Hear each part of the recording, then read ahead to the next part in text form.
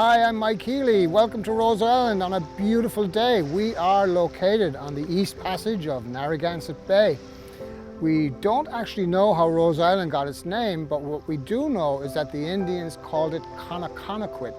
And in Indian, Conoconoquit means the island with the long stem. And if you were to come over the Newport Bridge at low tide, you would see a strip of about 200 yards of beach that appears only at low tide and the island. So from that perspective, it does look like a rose with a stem. We're going to start at one of the oldest structures on the island, which is the Barracks. The Barracks was built around 1798 and was designed to hold up to 200 troops in 9 rooms. That's 33 troops to a room. Let's go inside and take a look. Okay, so here we are in the Barracks, room number 1, and this is a very interesting structure. This was the first structure in America to be cannonball proof. So as you can see behind me here, the walls are 3 to 4 feet thick. Today though, you can stay in this room just for fun.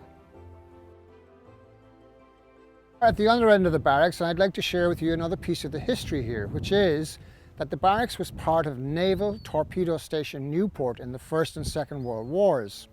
They actually designated that the explosive for the torpedoes would be stored in the Barracks because, remember, it's such a solid structure.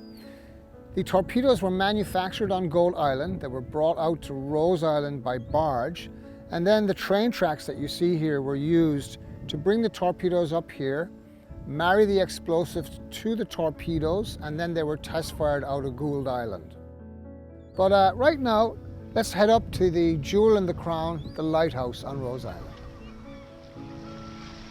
In 1869, the government spent $7,000 to put a lighthouse here, and it ran for 100 years until they built the Claiborne-Pell Bridge.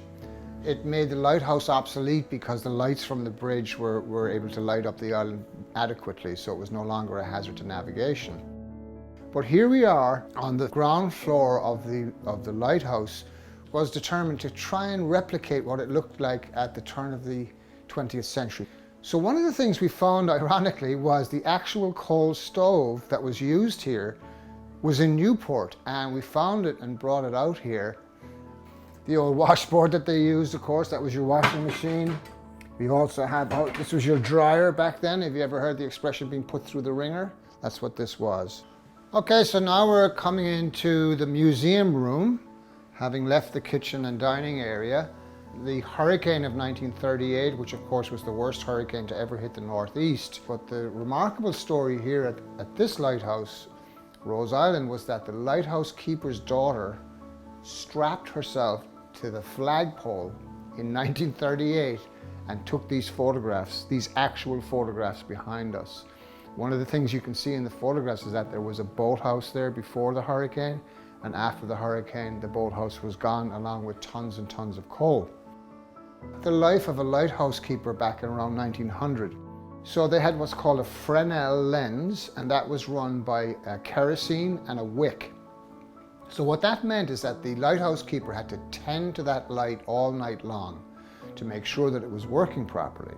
So it entailed running all the way up to the light, checking that it had enough oil, tending to the wick.